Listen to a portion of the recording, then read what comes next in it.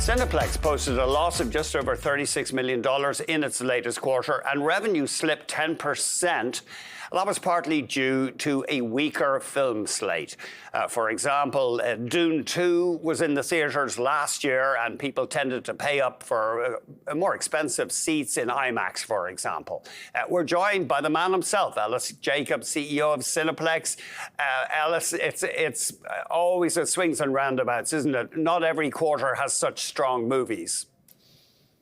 No, but we are quite excited moving forward because the month of April has been phenomenal. We opened with Minecraft that did extremely well. We had the movie Sinners, and I think there's a lot to look forward to as we go into the month of May. And, there's Mission Impossible opening.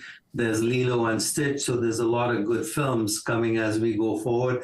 And I'm excited to see both, the Tom Cruise movie, and then we have Superman in the month of July, which should also do well. And what's great about the product moving forward, there's a great distribution of movies for different genres, and it will excite all of our guests to come back and have a wonderful time. And you got to a new record on concession per patron, just north of $9. Yes, we did, well with the concession side of the business. And that is, as we continue to move forward, our guests really want to have the full experience when they come to visit us.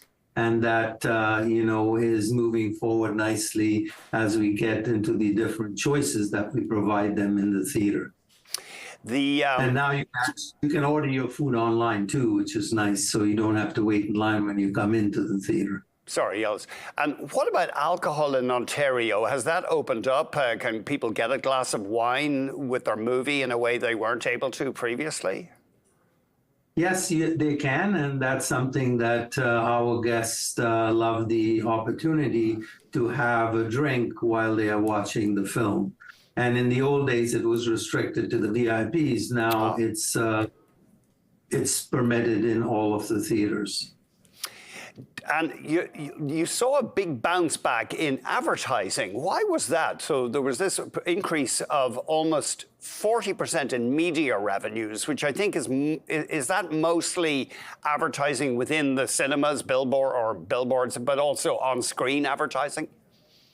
Yes, it's mainly driven by the on-screen advertising, and we saw a real focus by advertisers, especially pharma, that was advertising in a big way. And what our agencies have realized that we are one of the most captive ways of guests watching, advertising, because you don't have distractions and it's on big screen with all of the benefits in front of you.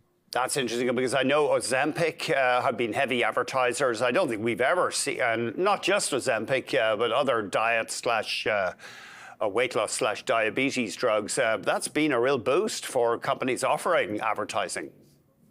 Yes, and they have been participating with us, and they continue to grow their offerings at the movie theaters.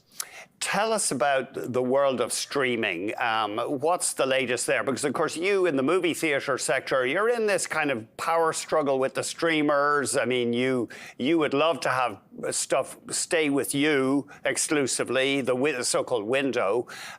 What's the story on that? Are the streamers letting stuff sit in theaters for a while before it goes out on their network, or how does that work? We just had an excellent meeting with the studios at CinemaCon, and the studios are very committed to having a theatrical window because we are the engine that drives the train. And I keep saying, and I've said this before, you have food in your refrigerator, you don't stop going out to eat. And this is a totally different experience, and we give you so many different ways to watch a movie in our theater. And a lot of the large studios are committed to a minimum window of 45 days, and some of them are even looking at 60 days, because that takes away the confusion from the guest as to, hey, is this on streaming or is this in the theater? And to me, that's very, very important. And a lot of the movies that we have out there, you can't really see Mission Impossible in your home because it's not the same experience. No, that's right. Is Cruise doing incredible stunts for the next one? Is he going to drive motorbikes off mountains and things again? Oh yes, he's always got all the action as part of the movie, and he does an incredible job. I couldn't get him to come to Toronto this time, but we'll still play the movie in a big way. And now you say your international revenue, it's an important part, international programming. It was about 15% of Q1, and a lot of that is South Asian movies, I believe. Yes, and we also had a Mandarin movie called Nisa, which did incredibly well for us and was a significant percentage of our box office in February. And to me, we look at all opportunities with international content, and we use our data to focus on where we should play those movies across the country. And that's worked out really, really well for us. And the writers and actors strike was very disruptive for Hollywood. Are you confident that most of that disruption is now behind you? That's history?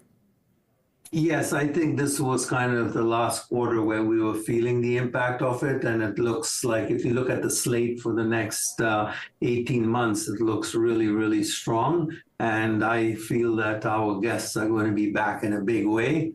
And we're looking forward to some strong numbers moving forward like we did in the month of April. And can I just check with you?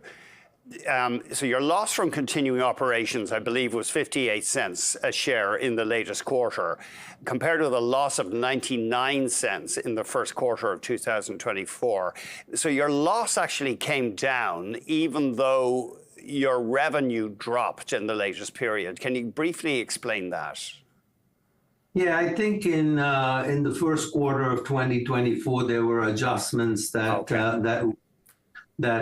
caused the difference between the 2 years. Okay, well, because sorry, go on. The EBITDA was lower in the first quarter of 2025 compared to 2024. But what is good news is the fact that at the end of the day yesterday, we've now made up all of the differences from last year, and we are, on the positive side moving forward. So that's, very positive for us that all of those misses are now caught up. Okay, Sinners, a horror film set in 1932 in the Mississippi Delta. Oh my goodness, I believe it's incredible, and I think you are showing it, showing it in the true big IMAX format in Vaughan, Ontario. Yes, we have shown it at a number of IMAX locations and other theaters, and it's, done well for us in Canada. And that, to me, Minecraft, of course, was the biggest movie for the month of April, and it held up in a strong, strong way, and surprisingly more business than anybody expected. Yeah, I'll go. My wife and I might go and see Sinners, but I know we'll be like this throughout the film. We have a love-hate thing with horror. Thank you very much, Ellis. Talk to you soon.